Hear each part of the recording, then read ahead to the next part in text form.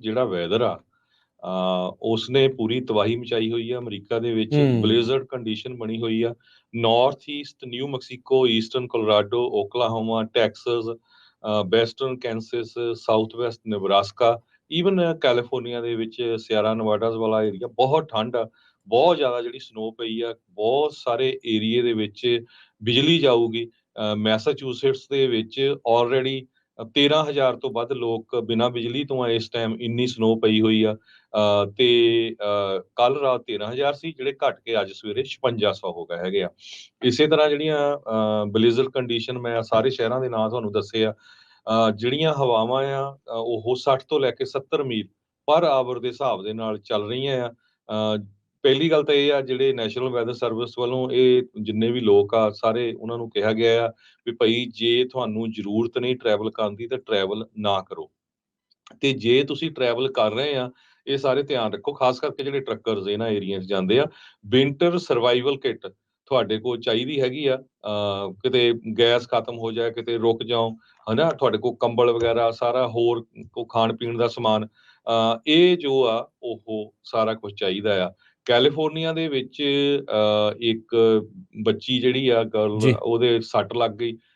ਇੱਕ popular ਫਲੀ market ਫੇਅਰਫੈਕਸ ਵਾਲਾ area ਹੈ, ਉੱਥੇ ਹਵਾਵਾਂ ਇੰਨੀਆਂ ਤੇਜ਼ ਚੱਲਦੀਆਂ ਸੀ, ਉਹਦੇ ਨਾਲ ਇੱਕ ਟਰੀ ਟੁੱਟ ਕੇ ਜਿਹੜਾ ਆ ਉਹਦੇ ਉੱਤੇ ਵੱਜਾ ਤੇ ਉਸ ਨੂੰ ਜਿਹੜਾ ਹਸਪਤਾਲ ਪਹੁੰਚਾਇਆ ਗਿਆ।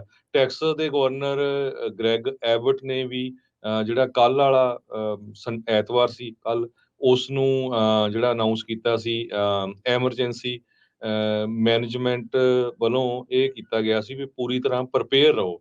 ਟੈਕਸਸ ਸਟੇਟ ਜਿੰਨੇ ਵੀ ਸਾਡੇ ਕੋਲ ਜਿਹੜੇ ਸੋਰਸਸ ਆ ਉਹ ਅਵੇਲੇਬਲ ਹੈਗੇ ਆ, ਕਿਉਂਕਿ ਉੱਥੇ ਵੀ ਜਿਹੜਾ ਵੈਦਰ ਆ ਬਹੁਤ ਜ਼ਿਆਦਾ ਆ ਬੈਡ ਆ। ਨਿਊਯਾਰਕ ਦੇ ਗਵਰਨਰ ਕੈਥੀ ਹਰਚਲ, ਉਹਨਾਂ ਨੇ ਵੀ ਕਿਹਾ ਆ ਵੀ ਜਿਹੜਾ ਕਲਾਸਿਕ ਨੌਰ ਈਸਟਰ ਓਵਰ ਦਾ ਵੀਕਐਂਡ, ਹਨਾ, ਕਹਿੰਦੇ ਵੀ 1 ਫੁੱਟ ਤੋਂ ਵੱਧ ਜਿਹੜੀ ਆ ਸਨੋ ਉੱਥੇ ਪੈ ਚੁੱਕੀ ਹੈਗੀ ਆ।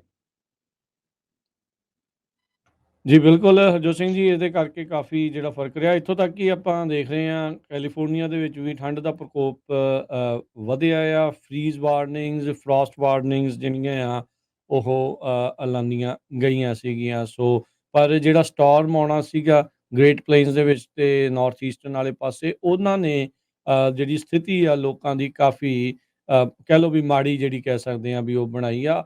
ਲੋਕਾਂ ਨੂੰ ਆਦਤ ਤਾਂ ਹੈਗੀ ਹੈ ਜਾਂ ਉੱਦਾਂ ਇਹੋ ਜਿਹੇ ਮੌਸਮ ਦੀ ਉੱਥੇ ਰਹਿਣ ਦੀ, ਪਰ ਫਿਰ ਵੀ ਜਦੋਂ ਵੀ ਆਉਂਦਾ ਆ ਤਾਂ ਪਰੇਸ਼ਾਨੀ ਆਮ ਜਿਹੜੇ ਜੀਵਨ ਦੇ ਵਿੱਚ ਕਾਫੀ ਰਹਿੰਦੀ ਆ। New Mexico, Colorado, Oklahoma, Texas, Kansas, Nebraska snow ਤੇ ਹੈਜ਼ਰਡਸ ਕੰਡੀਸ਼ਨਸ ਜਿਹੜੀਆਂ ਆ ਉਹ ਰਹੀਆਂ ਆ। ਮੈਸੇਚਿਊਸਟ ਦੇ ਵਿੱਚ ਤਾਂ 13,000 ਜਿਹੜੇ ਘਰ ਆ ਉਹ ਬਿਜਲੀ ਤੋਂ ਬਗੈਰ ਰਹੇ ਆ। ਫੁੱਟ ਤੱਕ ਜਿਹੜੀ ਆ ਉਹ ਸਨੋ ਵੀ ਪਈ ਆ।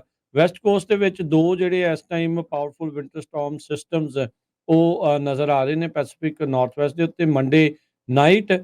ਤੇ ਕਹਿੰਦੇ ਵੀ ਇਹਦੇ ਕਰਕੇ ਉਤਲੇ ਇਲਾਕਿਆਂ ਦੇ ਵਿੱਚ ਭਾਰੀ ਬਰਫ਼ਬਾਰੀ ਤੇ ਬਲਿਜ਼ਰਡ ਕੰਡੀਸ਼ਨਸ ਜਿਹੜੀਆਂ ਆ ਉਹ ਬਣ ਸਕਦੀਆਂ ਆ। ਨਾਰਦਰਨ ਰੌਕੀਜ਼ ਦੇ ਵਿੱਚ ਫੁੱਟ ਤੱਕ ਜਾਂ ਉਸ ਤੋਂ ਵੱਧ ਜਿਹੜੀ ਸਨੋ ਆ ਆਉਂਦੇ ਮੰਗਲਵਾਰ ਬੁੱਧਵਾਰ ਨੂੰ ਜਿਹੜੀ ਉਹ ਪੈਣ ਜਾ ਰਹੀ ਹੈਗੀ। ਇਹਦੇ ਕਰਕੇ ਟਰੈਵਲ ਦੇ ਵਿੱਚ ਫਲਾਈਟਾਂ ਨੂੰ ਲੈ ਕੇ ਜਿਹੜਾ ਆ ਖਾਸਾ ਅਸਰ ਜਿਹੜਾ ਆ ਉਹ ਪੈਂਦਾ ਨਜ਼ਰ ਆ ਰਿਹਾ ਹੈ। ਕੈਨੇਡਾ ਤੇ ਯੂਐਸ ਦਾ ਜਿਹੜਾ ਬਾਰਡਰ ਹੈਗਾ ਆ ਈਸਟਰਨ ਸਾਈਡ ਦੇ ਉੱਤੇ, ਕਹਿੰਦੇ ਉੱਥੇ ਕਈ ਏਰੀਏ 'ਚ -35 ਡਿਗਰੀ ਤੱਕ ਟੈਂਪਰੇਚਰ ਪਹੁੰਚਿਆ ਹੋਇਆ ਆ। ਅਮਰੀਕਾ ਦੇ ਵਿੱਚ ਵੀ ਮੋਂਟਾਨਾ ਸਟੇਟ ਦਾ ਜਿਹੜਾ ਵਿਲਿੰਗਸਟਾਊਨ ਆ ਉੱਥੇ -18 ਡਿਗਰੀ, ਕੈਸਪਰ ਵਾਇਓਮਿੰਗ ਦੇ ਵਿੱਚ -13 ਡਿਗਰੀ, ਡੈਨਵਰ ਦੇ ਵਿੱਚ 3 ਡਿਗਰੀ ਤੇ ਮਿਨਟ ਨਾਰਥ ਡਕੋਟਾ ਦੇ ਵਿੱਚ -22 ਡਿਗਰੀ ਜਿਹੜਾ ਟੈਂਪਰੇਚਰ ਆ ਉਹ ਇਸ ਟਾਈਮ ਪਹੁੰਚਿਆ ਹੋਇਆ ਆ। ਸੋ 48 ਸਟੇਟਾਂ ਦੇ ਉੱਤੇ ਇਹ ਜਿਹੜਾ ਬਲੇਜ਼ਰਡ ਆ, ਜਿਹੜਾ ਹੁਣ ਇਹ ਤੂਫਾਨ ਆਇਆ ਆ, ਉਹ ਇਸ ਟਾਈਮ ਅਸਰ ਕਰ ਰਿਹਾ ਹੈ।